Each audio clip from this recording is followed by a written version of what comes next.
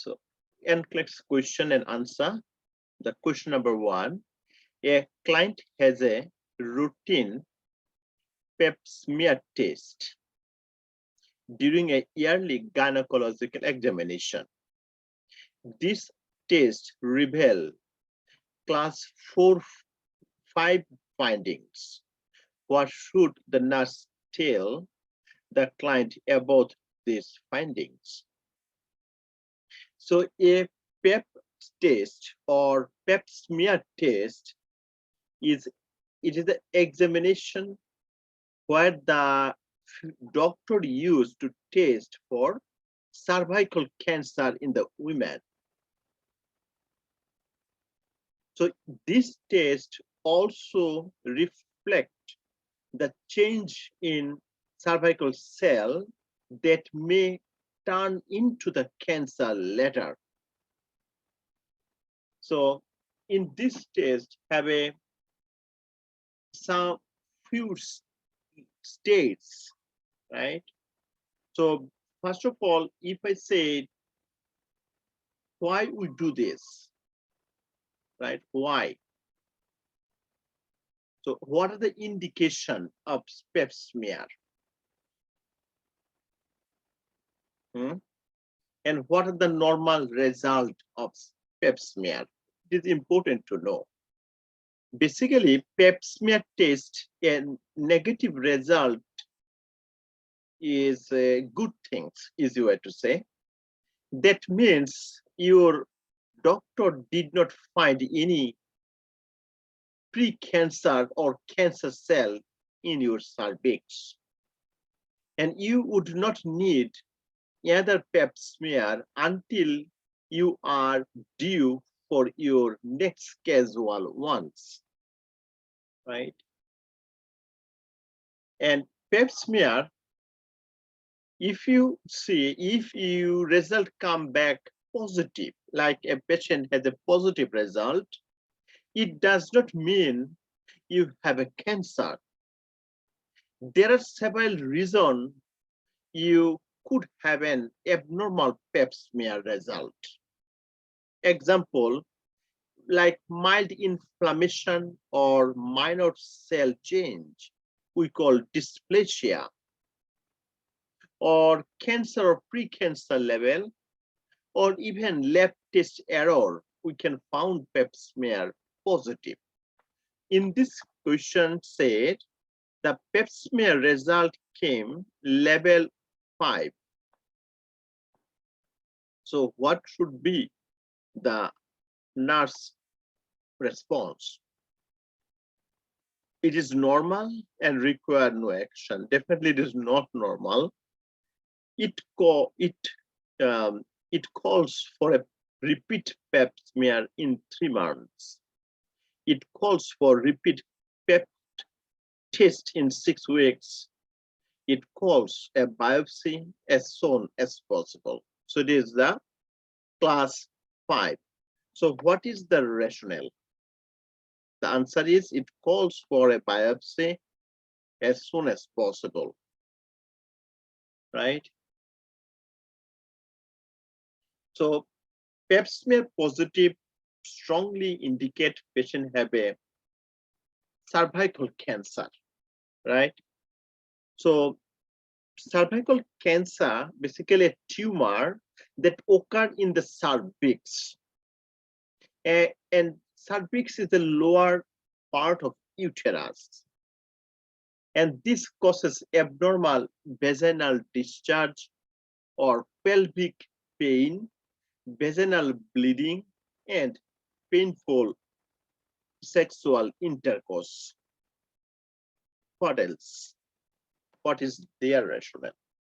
The class 5 findings is a pap smear suggest probably cervical cancer. The client should have a biopsy as soon as possible.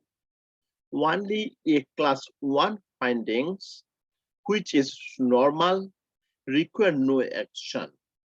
The class 2 findings, which indicate inflammation, and class for a repeat of pap smear test in 3 months.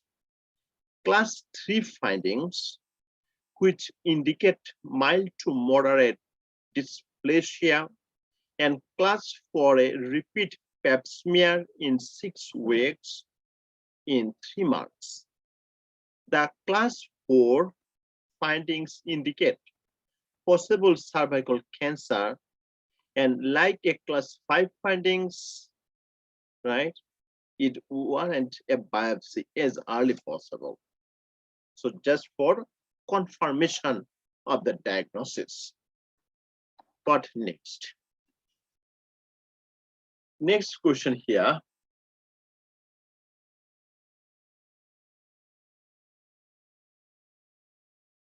A nurse is caring recently married 29-year-old female who was diagnosed with acute lymphocytic leukemia. So acute and chronic, there are 2 types of lymphocytic leukemia, right? So this patient is diagnosed by the acute leukocytic leukemia. So now question here,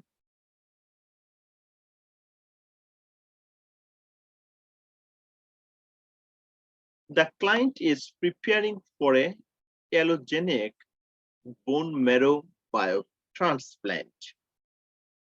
Which statement by the client demonstrates she understands the informed consent and she gave about the diagnosis and treatment. So here, acute lymphocytic leukemia or cases, it is also known as acute lymphocytic, right, or lymphoblastic, means blood cell, or lymphocytic cell, 2 types of cell, mature or immature. So acute lymphoblastic leukemia, a type of blood cancer that affect the white blood cell, right? And cancer start in the bone marrow or spongy tissue inside the bones where the white blood cell are produced. So bone marrow transplant is one of the treatment option, right? And this patient is preparing for allogenic bone marrow transplant. So what is allogenic bone marrow transplant? That question comes in mind. So allogenic transplant of blood stem cell or marrow will be fused 1 or 3 days after the last chemotherapy and radiation dose after, keep in mind. So what need to know? Number 1, I should be able to finally start a family after I finished with chemo. Number 1 is not right because patient is prepared for transplant. I always had a good appetite, even with chemo. I should not have to make any change to my diet. Number 3, I will have to remain in the hospital for 3 months after my transplant. And number 4, I will only need chemotherapy treatment before receiving my bone marrow transplant. So number 4 is correct because, as I told you, the transplant of blood stem cell or bone marrow will be infused 1 or 2 days after the last chemotherapy or radiation dose. So I will need chemo treatment before receiving my bone marrow transplant. So what is the rationale? The client demonstrate understanding about the treatment when she start that she will need a chemotherapy before receiving a bone marrow transplant. So this is the point we learn from here. The most cells receive the chemotherapy before undergoing bone marrow transplantation. Most women older than the age 26 cannot bear children after undergoing the transplant because they experience the early onset of menopause. The client who undergo the chemotherapy or radiation must avoid all fresh fruits and vegetables. Also, all food should be cooked to avoid the bacterial contamination. Clients who undergo bone marrow transplant typically remain hospitalized for 20 to 25 days. So no need to stay in the 3 months. What next? Next question here. After receiving chemotherapy for a lung cancer, the client platelet count cell is 98,000 per cubic milliliter. What term should the nurse use to describe this low platelet count? So chemotherapy for lung cancer, right? So particularly the lung cancer, so also we call bronchogenic carcinoma. This is the cancer which begins in the cell of the lungs, and it causes the difficulty of breathing or coughing, sometimes cough with blood or chest pain, hoarseness of voice, headache, and weight loss. So this patient take the chemotherapy because of lung cancer. After chemotherapy, we found platelet count is less than normal. The normal platelet count usually 200 to 400,000, right? So what is reduced? So what we call anemia. Anemia is the red blood cell count go down. Leukopenia, white blood cell go down. Thrombocytopenia means platelet go down. This is the answer is number 3. And neutropenia means neutrophil go down. All is possible in case of bone marrow suppression. What is their rationale? They said here, thrombocytopenia, their rationale, a normal platelet count is 140,000 to 400,000, right? And some books say 200,000 to 400,000 in adult. Chemotherapeutic agents produce the bone marrow depression or resulting in reduce the red blood cell count, we call anemia, or reduce the white blood cell count, we call leukopenia, or reduce the platelet count, we call thrombocytopenia. Neutropenia is the presence of a abnormal reduce the number of neutrophil in the blood and causes by bone marrow depression and induced by chemotherapeutic agents. What else? Question here. Several days before admission, a client report finding a small lump in the breast near the nipple. What should the nurse tell the client to do? So first of all, if a lump in the breast near the nipple, definitely we have to exclude, is it breast cancer or not? It is very important to evaluate. So what should the nurse tell the client to do? Usually the breast cancer, it is a cancer that develops inside the breast cell and progressive in the stage, and if we do not take care of it, it leads to the dangerous life-threatening condition.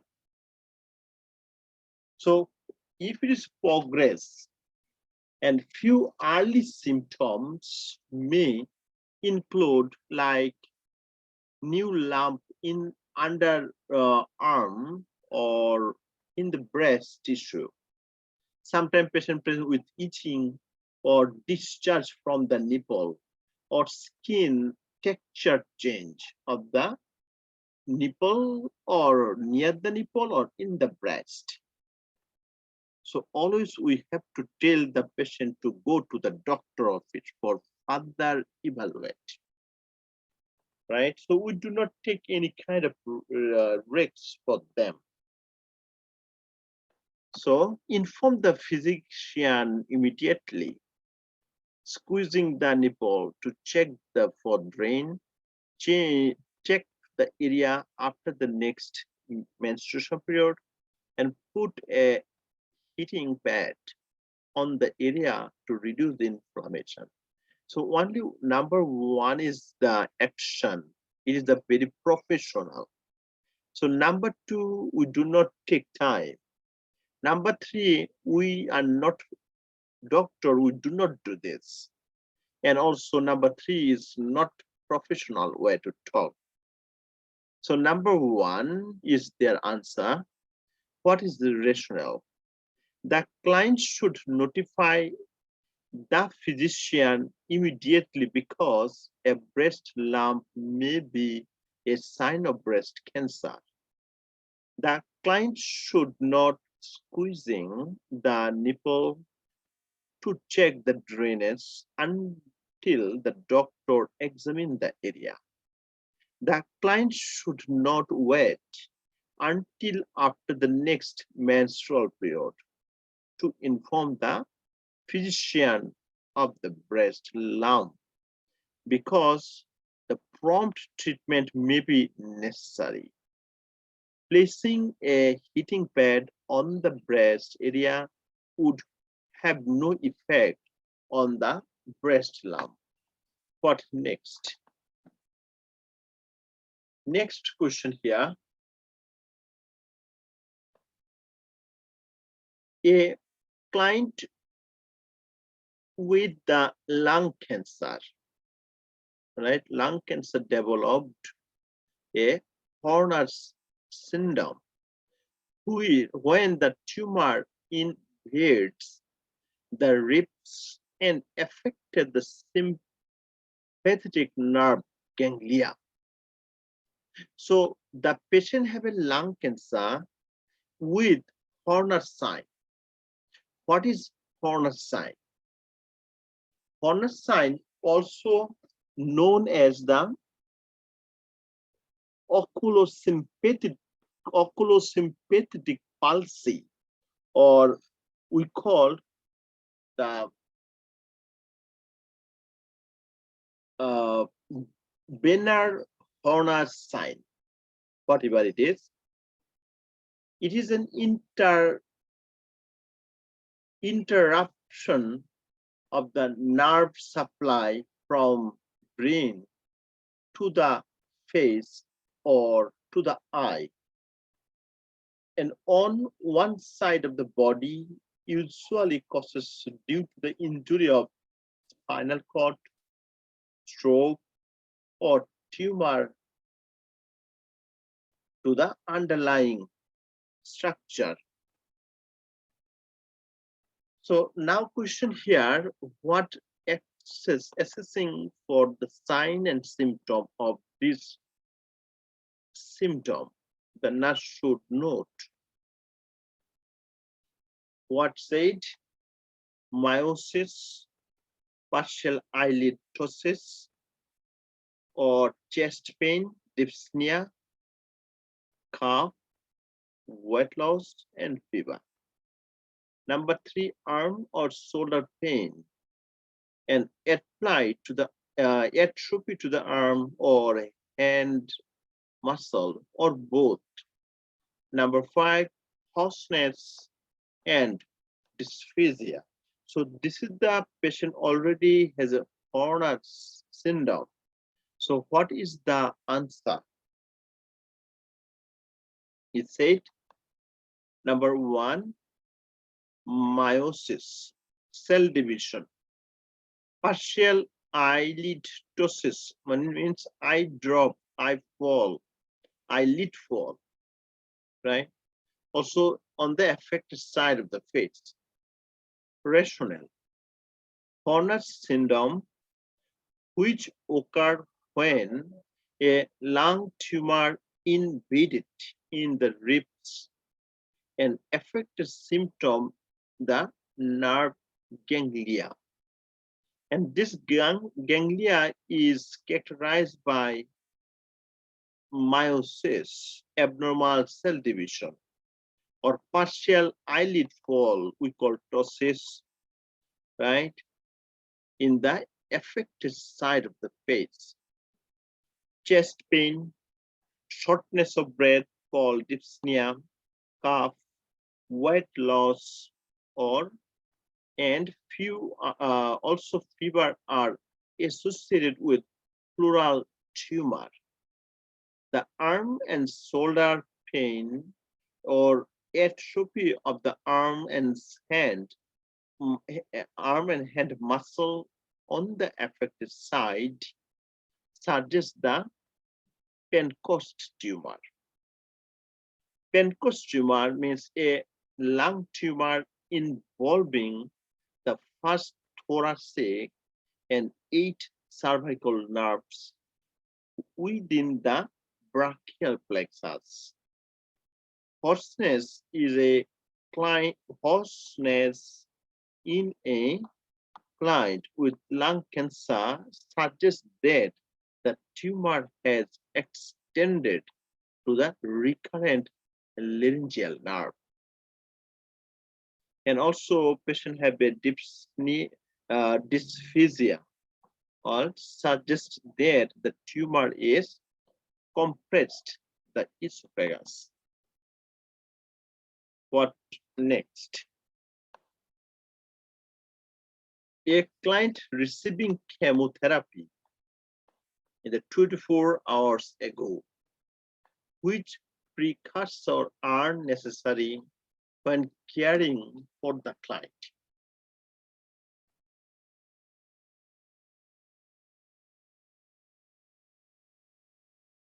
So you have to wear a sterile glove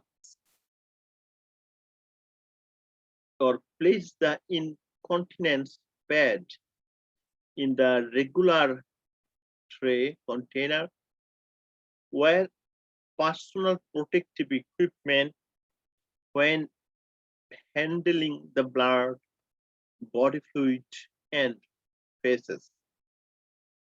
Provide a urinal or bedpan to decrease the likelihood of swelling lesion. So which precursors are necessary when caring? I want to say the number 4 is good choice, but it is not the priority. The most important to wear the personal protective equipment and protect you and save your patient. So number 3 is our choice. Wear the personal protective equipment when handling patient blood or body fluid and with foot or faces. What is their rationale? Chemotherapy drugs are present in a waste or body fluid of the client in 48 hours after administration. The nurse should wear personal protective equipment when dealing with blood, body fluid, or faces. Gloves offer minimal protection against the exposure. The nurse should wear a face shield, wear a gown, and gloves when exposure to the blood or any kind of body fluid. The placing in continuous pairs in regular tray container and provide a urinal or bed pen do not protect the nurse during the care of their patient. And now, next question here. The nurse is performing discharge teaching with a client who had a total gastrectomy. So total gastrectomy, it might be patient had a carcinoma of the stomach or very bad ulcer developed. So which statement indicate the need for further teaching? So the patient who have done the total gastrectomy, when you take care of the patient who have the gastrectomy, right, what we should know. So out of 4 options, what I'm doing something wrong, you need to correct me. Said, I am going to visit my pastor weekly for a while. They said, I will have to take vitamin B12 shot up to 1 year after surgery. So the statement indicate need further teaching. So this is the, I'm doing something wrong, so you need to take care of it. So I will have to take. I will call my physician if I begin to have abdominal pain. Number 3 is nothing wrong. I will weight myself and each day and record the weight. So it is a good choice, nothing wrong. And number 1, I'm going to visit my pastor weekly for a while, or I will have to take vitamin B12 shot up to 1 year after surgery. Which answer supposed to number 2. So I will have to take the vitamin B12 shot up to 1 after surgery, up to 1 year. So why not number 1 is the answer?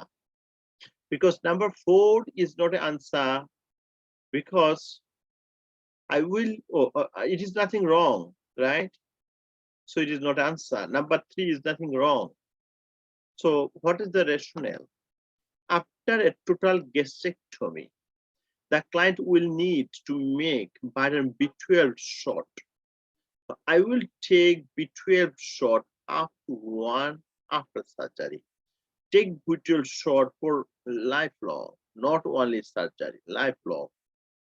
And direct B12 is absorbed in the stomach, and the inability to absorb it could lead to pernicious anemia. So if you do not correct, then patient develop pernicious anemia. And visiting Clary for emotional support is normal after receiving a cancer diagnosis. The action should be encouraged by the nurse. It appropriate for the client to call the physician if experience sign and symptom of interstitial blockage or obstruction, like abdominal pain, such as abdominal pain, because the client with a total gastrectomy will cause general enteral feeding, will need enteral feeding or parental feeding, or she should weight himself each day and keep a record for weight change.